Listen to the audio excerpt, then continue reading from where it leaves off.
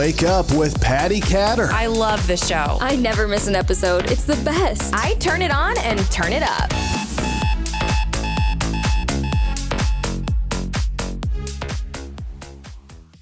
Hello, everybody. You're listening to and watching Wake Up with Patti Katter, and I am your host, Patti Katter.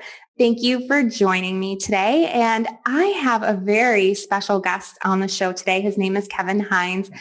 Kevin, you are an inspiration and literally a miracle. Kevin is an author. He is a public speaker. He's a motivational speaker. And one of the things, there's just no beating around the bush on this one. One of the things that he is most known for is he is one of the few survivors that jumped off of the Golden Gate Bridge and survived. So we're going to get into his story. But first, Kevin, I would really like it if you would tell our listeners just a little bit about yourself while you were growing up. How were you as a kid? And just a little bit about your background. Absolutely. Glad to. And thank you for having me on, Patti. Nice to meet you. In order to tell you about my childhood, I have to tell you about my infancy, because my infancy was very traumatic. I was born to biological parents who, after they had me and my brother, succumbed to drugs and alcohol. And they wanted to take care of us. They loved us dearly, but they couldn't because they were so ill with their own diagnosis of manic depression, what we today call bipolar disorder, the very same brain disease I would develop at 17 and a half years of age, prior to jumping off the Golden Gate Bridge at 19. My birth parents didn't cope well with their depression and their mental illness. They turned to drugs and alcohol, and we were born in a situation that was in squalor. We were in and out of crack motels, the kind of places you paid for by the hour, and if you didn't, you were out.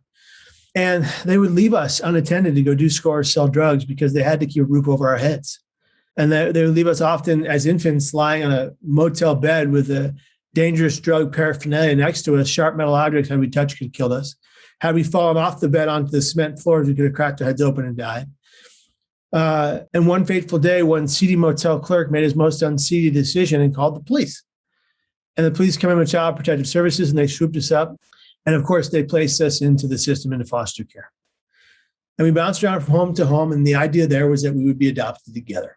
But that didn't happen. My brother and I both got a vicious strain of bronchitis in one of the homes, and my brother died. My only full-blooded brother died. And I bounced around from home to home, very sick in each home. I had been fed in my infancy what my mom and dad could steal. Kool-Aid, Coca-Cola, and sour milk was my first diet.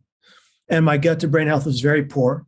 Well, I ended up landing in the home of Peter and Deborah Muller. And Peter was in the Army and often had to be restationed. And they were a transitional home for kids, but they were a good foster home. They were good foster parents, the first good foster parents I would have. And they took care of me very well, but they couldn't keep me very long because it was transitional. And one fateful day, as I always say, a lovely young woman named Deborah Joan Hines walked in their door. And you know my last name, so you know this works out. Debbie Hines was looking for a little girl to take home that day, and there were several in the house. But the first thing she saw on the carpet floor before her was me. And she said in her journal of those days, which is how I know this whole story, that was the moment she fell in love. And she went back to Pat Hines. He said, let's do it. Let's take him in. He needs us. And they took me in at 9 months of age, and I was violently ill all day, every day for the next 30 days. And the 30th day, Debbie came to my crib and she said, Gio, because my birth name wasn't Kevin Hines. My birth name was Giovanni Gabriel Prasad Perales. Try saying that 10 times fast. Oh. Yeah. And so she came to my crib on the 30th day and she said, Gio, you're safe. We're not going anywhere. But if you don't knock this off, we're going to give you back, which is a complete contradiction. But she said it was as if my infant mind had fully heard and understood her words, for that was the first night we both slept soundly in 30 days. And the next morning, she says, I looked up at her and I smiled. And it was this connection we had, and growing up in the Hines house was a beautiful thing. I didn't think anything could ever go sideways from there. Oh my gosh. Pat and Debbie Hines worked so hard for everything they gave us. My dad didn't have it easy. Pat, he had a rough life, rough childhood, parents with alcoholism. They would die very young of liver cirrhosis, liver failure, leaving him with about $17 in his pocket to make his way in the world. And he would literally go from having nothing to being one of the most prominent San Francisco bankers of his time. My mom, Debbie, would be a 49-year nurse. She just retired this year. She'd have every nursing position you can possibly imagine, starting off in the burn unit at the trauma center all those years ago at Mills Hospital in San Francisco. And they both gave their all to raise 3 kids that they found from 3 different families and made into one big family. We're a mixed family. I'm mixed. I'm part Black, part Arawak Indian, part Portuguese, Scottish, Irish, English, Jamaican, Sephardic Jew, and African. And my brother's Black, my sister's white. And I always say that when people saw us walking down the street, they were very confused, because they're like, what is going on over there? I mean, I'll never forget, women would cross the street when we walked with my mom, and they would say, excuse me, miss, how did all of that happen? And my mom would always be very quick with her reply. And she'd say, different fathers, It was hilarious. But, we always had a comeback. But there were some restaurants that wouldn't even allow us to eat there at night because of what we looked like as a family. We got up, we went somewhere else, we ate something else. Good for you. They don't deserve your service. That's right. You bet. Oh my goodness. So how was it in school for you? Elementary, junior high school, what kind of kid were you? It was brutal because I went to a school that was predominantly white, and I'm not all white, and they tortured me because of it, brutally. They would put me in a trash can upside down every Friday and say that's what I was. I was garbage because of what I looked like. They'd call me little red N-word every day. They'd beat me up. They'd hold my arms from behind and then punch me, and someone else would punch me in the gut so that no one saw the bruise. It was bad. And I ended up leaving that school to go to a predominantly Black school in my 8th grade year. And I fit in immediately. I was accepted immediately. It just goes to show you the difference between cultures, and the difference of that time. It was the 1990s, and those kids in the first school were just awful. And it was a Catholic school. Like, there was no reason that should have happened. But they treated me as if I was a 2nd and 3rd class citizen, and they really showed their hate very clearly. There was a group that went to the school that consider themselves the sons of a group called the SDI, the Sunset District Irish. And that group has been in trouble for hate crimes. And their sons were like-minded to their fathers. And if you didn't look just like them, you got tortured. Jeez. Yeah, it was terrible. But you grow from that, and you learn who people really are, and you learn about prejudice at a young age and racism and bigotry. And you grow up going, I'm never going to be like that. I'm never going to hurt another person. And it taught me a valuable lesson. And that lesson was this, never judge anyone for anything, any way they are, their behaviors, because you never know what they've gone through. You never know what they've been through. You never know where they're going. And so learning all of that, I'm able to have a complete lack of judgment for anyone based off appearance or attitude or behavior, because I first go, let me find a way to have empathy for this person, because what are they dealing with? And to be fair, the people that would beat me up, they were getting beaten at home. They were getting abused by their fathers, and they had their own very, very struggling times. And so I hold empathy for those who mess with me, because I know their lives weren't simple, and I know that hurt people. That's so true. It's crazy how people are raised so differently from home to home, and their background is so different. And one of the things that I talk about a lot is cyberbullying. A lot of people do cyberbullying. It's really bad. But I will say I wasn't raised in a perfect home. I had a good home growing up for the most part. There were some things behind the closed doors, of course. But racism definitely was never allowed in our house, which was pretty amazing, because back then, people were cliquey in some areas, but my parents always taught me, like, it doesn't matter what color your skin is, and we all have the same color of blood. And I cannot imagine. I've always said that. Sorry to interrupt. I've always said that. Mm-hmm. When it's inside your body, it's deoxygenated and it's blue. When it comes out, it's red. Yeah, that's true. That's true. We're all the same. We're all the same. Mm-hmm. It's just different pigment. Mm-hmm. And the pigment is based on the location of where we are upon the equator and the location of where the sun is. That's the difference between people, and it's completely irrelevant, really, when you think about it. It's so true. I took a DNA test and I have some third and fourth cousins who are African American. I have people from all over. I have a lot of Danish, Irish. I'm a mixed mutt. Yeah. I'm all mixed up.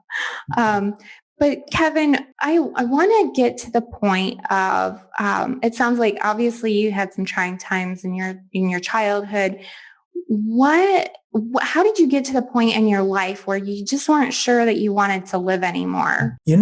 Patti, I was compelled to die by voices in my head. I was having auditory hallucinations that were telling me I had to die. If you can't imagine what that's like, imagine putting in your earbuds, your headphones, and instead of hearing music or a podcast, you hear a third-party voice in your head that you don't recognize as anyone you know or love, screaming at you that you have to take your life, screaming at you that you're worthless and have no value, that you are a burden to everyone who loves you, and that everyone who loves you would be better off without you.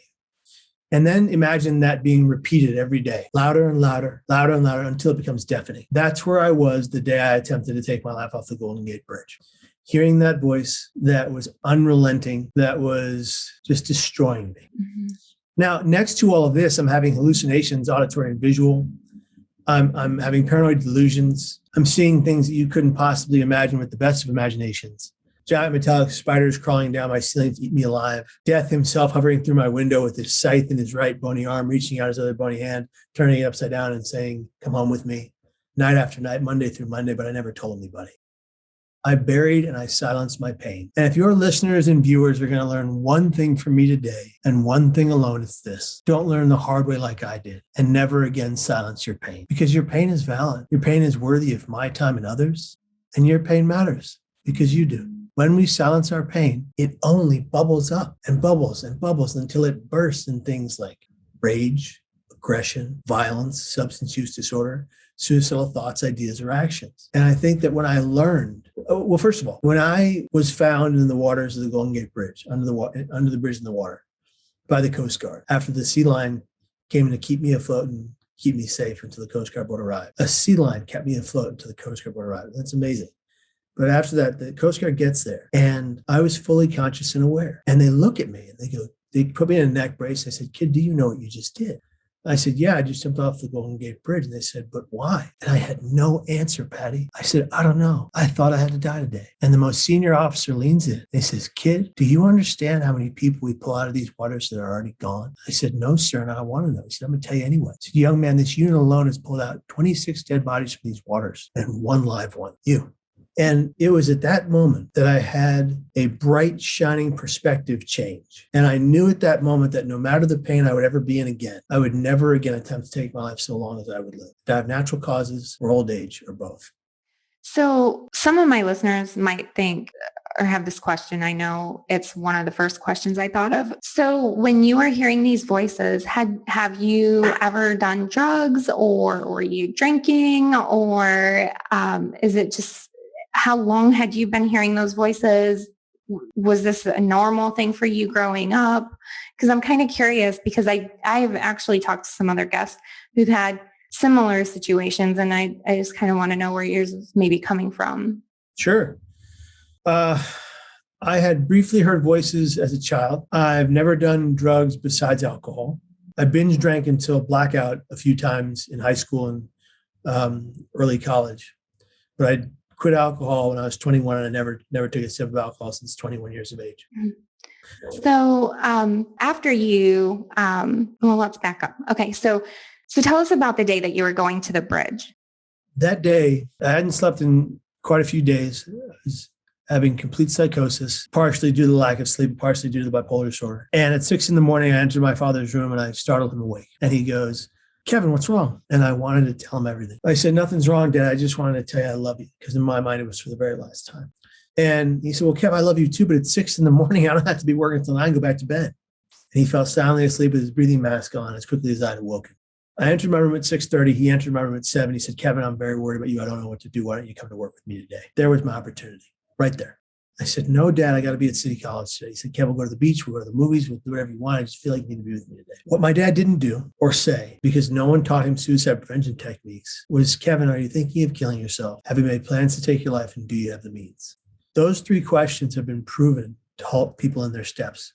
They don't put the thought in someone's mind who's not already thinking it, but they give someone who is thinking it permission to speak on their pain, and a pain shared is a pain half. But my dad didn't know those tools or techniques. He had talked to my psychiatrist the night before, and the doctor said in no uncertain terms, he said, Patrick, it's just another episode. He'll come out of it in a couple of days. Don't worry about a thing, quote unquote.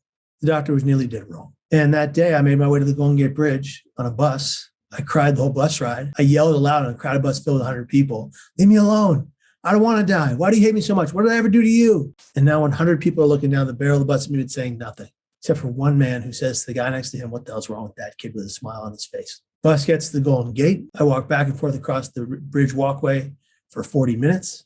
I pick a point at the bridge to leap off of, and somebody approaches me with a smile. I think, this is it. I don't have to do this.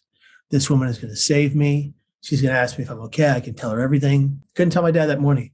But I made a pact with myself on that bus. If one person says, are you okay? Is something wrong? Or can I help you? I tell them everything and beg them to save me. And this woman said, can you take my picture in a European accent? How could she not see my pain right now? But she didn't. I took her picture several times and she walked away, and I jumped. But it was the millisecond my hands left that rail that I had an instantaneous regret for my actions, and this 100% recognition that I just made the greatest mistake of my life, and it was too late. And for 98% of those who've left off that bridge, it's been too late. They never, ever, ever get to share their stories. They're gone. Their families lost them forever. For less than 2%, they've survived. 39 people in 85 years of that bridge being opened. 26 or so remain alive today. Many have died of natural causes or old age. 5 of us get the privilege to stand, walk, and run. They call us the most exclusive survivors club in the world. There's a book of the same name by Ben Sherwood. I get to be here. I get to be here. It's a gift. And I'm never going to squander that gift again. Every time I'm suicidal and I live with chronic thoughts of suicide, I'm going to turn to my wife and say, I need help now. And she's going to give me that help. And it would surprise you to know how many people are willing to help if you just ask for it. It's hard. It's hard to break through that suicidal thinking, but it is possible to survive all of those thoughts and not let your thoughts become your actions. You know, one thing I've tried to tell my kids as they were growing up is always be polite to people that you see. You might be in the grocery store. You might be out on a walk. You might pass somebody on the sidewalk. Instead of looking down at the ground or over to the side, make eye contact, ask them, hi, how are you? And actually mean it. Because you really don't know who you're passing by. When you were explaining those feelings of being on the bridge, just wishing, and even on the bus, just wishing that somebody really cared. Oh my gosh. It was just like, that's very powerful, because how many people every day do we pass? How many people every day go home and maybe are facing some despair or depression or suicidal thoughts? It's very important. So as soon as you hit the water, I assume that you did not go without injury. Is that right? Falling from that height at that speed is like hitting a solid brick wall. You literally stop for less than a second, and a vacuum sucks you under 70 feet. Upon impact, I shattered my T12, L1, and L2 lower vertebrae into shards. I missed severing my spinal cord that day by 2 millimeters. So when I say I get to be here, I really mean it. Mm-hmm. And your actions after have greatly impacted hundreds, probably thousands of people because of your speaking, your book. And is there anything that you could tell somebody who's listening right now who may be having suicidal thoughts, or maybe, they've lost somebody to suicide? I know, those of you listening know about my dad, and it's hard sometimes to think like, geez, how do you kind of keep going every day? What do you tell people who are just kind of like, okay, life is sucking right now? Well, to the folks that have lost someone to suicide, let's address them first. I've lost 11 people to suicide that I love. That's 11 people too many. One is one person too many. We've got to stop asking the question why. It is an unanswerable question. The person is no longer here. You could only get a why from their own voice. We must begin to ask the question how. How do we look to the living and remain here to move forward? I don't think you can move on from a suicide. I think that is impossible. How do you ask the question, how, and look to the living and move forward? Moving forward is a lot different than moving on. Remember them, love them, honor them, hold their memories dear, hold the positive and fun and good memories dear and write those down. Celebrate their birthday with family and friends with cake and a candle. And on that day, you're only allowed to recite the good times. For the people that are considering suicide or have attempted in the past, let me say this. We are all going to die. It's inevitable. None of us are immortal. There's no such thing as vampires. All right. None of us are going to be here forever. Give yourself time plus hard work for things to change. I've lived 20 years past my near fatal attempt with chronic thoughts of suicide, and I stay alive every time because I've developed self-awareness techniques to stabilize my mental pain. And most importantly, because I've asked for help every time. I have been in airports having complete paranoid delusions without my support network. And I've gone to TSA agents and said, I need help now. Now they freak out because it's the airport and they're worried about security. And you don't get to fly that day, but you get to safety and you get to live another day. All right. I think probably focusing on your why also helps. I think, oh boy, everybody has such a journey. We all have our own journey. And I know for me, looking at the loss of my dad, for instance, I just look at it as that was his journey. His journey is not my journey. I have a why. What are my whys? And I focus on those things. And for you, you've reached so many people through your story, and it's just very apparent that you're definitely a miracle. And your story is incredibly impactful. Also, to your adopted family, they have got to be so proud of you right now. And that's rewarding. You know, it's I've been lucky enough to travel the world now. I was traveling for the last 6 years, upwards of 345 days a year, sharing my story in person. I've shared my story with over 2 million people in the last 20 years because I started sharing the story in 2001, right after my attempt. And I've shared my story with nearly 1 billion people online through social media and through video media. Well, I pretty much lowballed that, didn't I? That's okay. No worries. It doesn't matter. It doesn't matter the number, but I'm just saying in that I've received hundreds of thousands of messages that have come into me where people say, this story did this story did that, this story saved my life, this story brought me back to faith, this story brought me to become a psychologist, whatever the story did. And I don't believe I do that. I believe that I'm a conduit. I'm giving a message. People are hearing it. They go home, they do the work, and they save and change and augment their own life to follow their own destiny. But the message is clear and it connects to people. When you have a story that is multifaceted, that has multi-layers, it can connect to a lot of people. A lot of people relate to it and they find themselves in it and then they change their life. And that is amazing. The power of story is amazing. It's not my story that matters. There are millions, probably billions of stories out there, and all of them matter as much as mine. And if you find a way to tell your story, just know that if you tell your story, people become open enough to share theirs. And I cannot tell you how many times, and by the way, when pre-COVID, if I have a room of 1,000, 2,000, 3,000 people, I will wait until the last person wants to talk to me before I leave. You know, I see these speakers that go out there and they're not doing it to give back. They're doing it to earn money.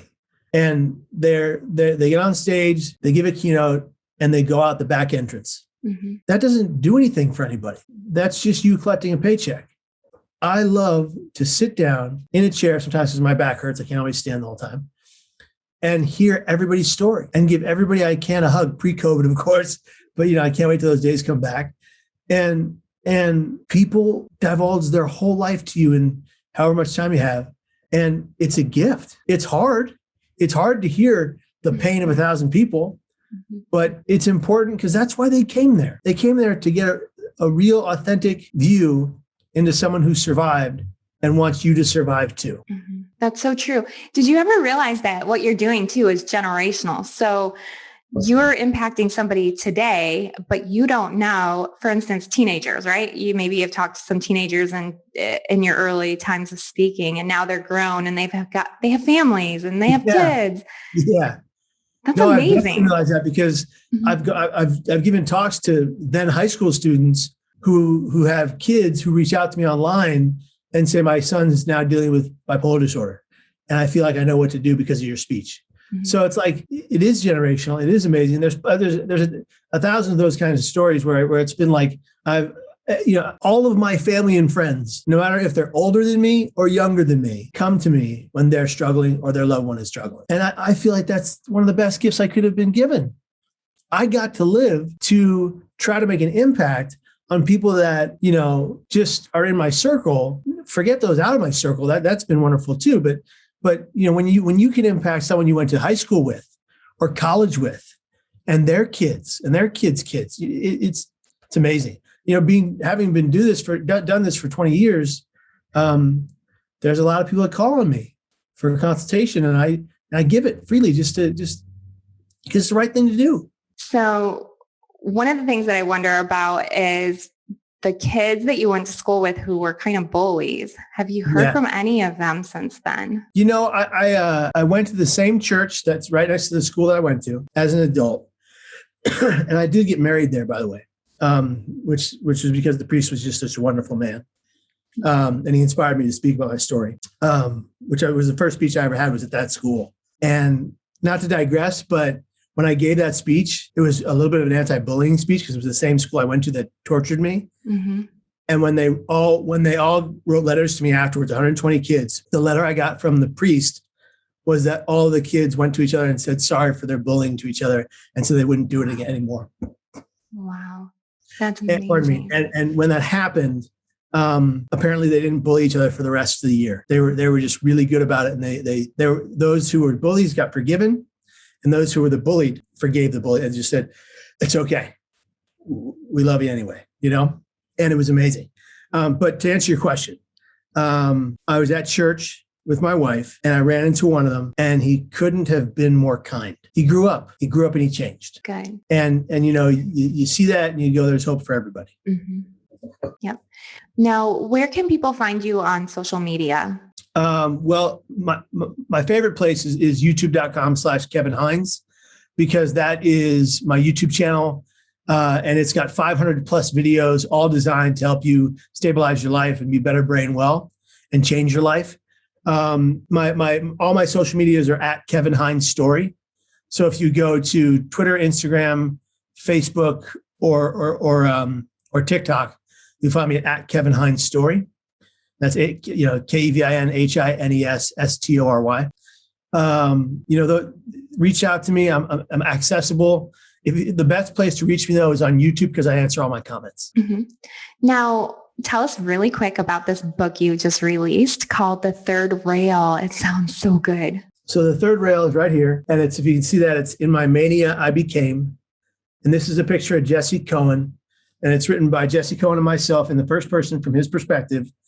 And Jesse was a Tulane law student in the height of the organized crime era in Louisiana in the 1990s. He was a young 20-something-year-old man who, in his mania of bipolar disorder, would go out at night with a black suit, black shirt, black tie, black shoes, a baton, a couple of weapons, and he became, in his mania, a vigilante. And he would take down criminals using a police scanner and tactical training from a Vietnam War veteran named Gus. And he would really go out and he would take out criminals who were engaging in crimes. He would zip tie them and put signs on them ready for the police, like you would see Batman do. And he did this for some time before, the police caught up to him and psych wards caught up to him. And he lived a wild and crazy, and I hate using that term because I don't like using it crazy, but for lack of a better term, it was a wild life. And he writes he writes in the forward of the book how he wants people to learn from his mistakes and learn about bipolar disorder and mania, and who are suicidal to always fight to be here and to never take their lives. And the book is really powerful in the way that it paints the picture of someone with bipolar mania in a way that is so palpable. You can feel every page. It's like you're there in his life. And it's vivid, and he's a phenomenal writer. And the tragic part about his story is that Jesse died from his depression. He died by suicide. We were writing the book, and he didn't get to finish it. I finished the book with his wife, Mari. And this is his legacy. This is his way to say, don't take your life and don't learn the hard way like I did. And it's powerful. And people say that when they read it in 2 hours because it's such a fast read because you're so enthralled by it. Mm-hmm.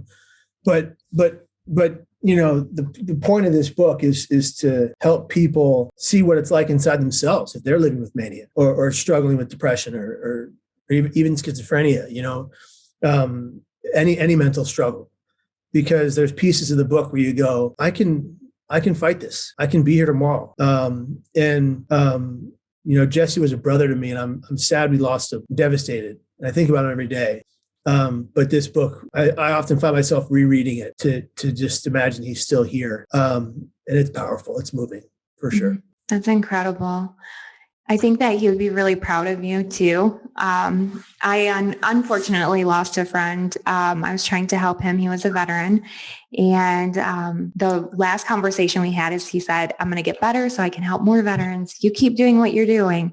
So that's why I continue to do what I do. And I think that your friend definitely would want you to continue doing what you're doing, because you're really, I'm sure probably 1 billion people have told you, you are a miracle, and your story is incredible. And it's so important and so insightful on many different levels. I like how you can tell your story, but also kind of flip it around so people who are passerbys on the street can start thinking about their fellow human beings that are next to them. One of my favorite stories about the travels I've made is not about me. It's about I was at a crisis. I was keynoting the crisis text line, Lollapalooza, they call it, in their big annual event. And I mentioned in that, if you see someone, say something, go up to them, ask them if they're okay, and really mean it when you want to know the answer. And don't let them give you a wishy-washy answer. Dig deep. You could save a life. Well, a few weeks go by, and I get an email from a young lady who was one of the crisis text line call receivers, text responders. And she said, I was coming home from a grocery store, and I was putting my groceries in my house, and I saw on the opposite side of the street on the bus stop this young man in his 20s just crying into his hands, just crying his eyes out. And she goes inside, she puts the groceries away, and she's looking out the window. He's still crying with his hands in his eyes.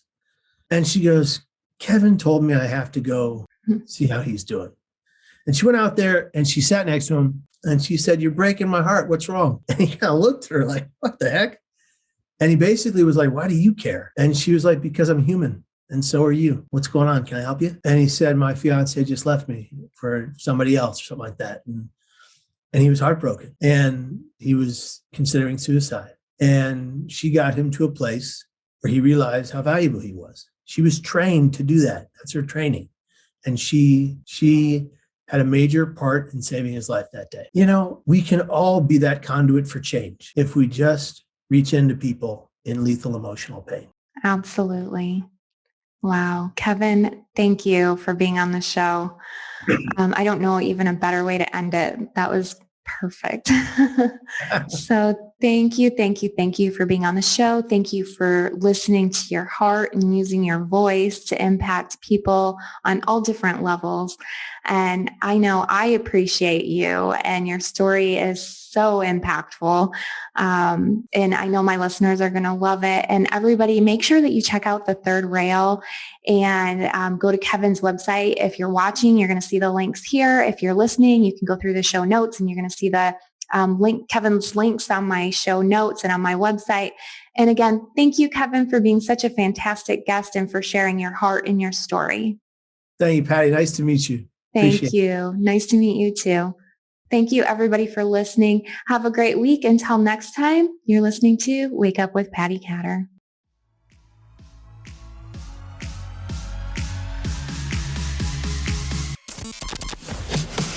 Thank you for listening to Wake Up with Patti Katter. Thank you. Thank you. Thank you, thank you, thank you for all you do. Follow Patti at Patti Katter on Facebook and Instagram. Get social. You can now watch Wake Up with Patti Katter on Amazon TV and Roku. It's the only podcast I listen to. Be sure to check out Patti's apparel line, The Patriotic Mermaid, at thepatrioticmermaid.com and on social media at The Patriotic Mermaid. I love it.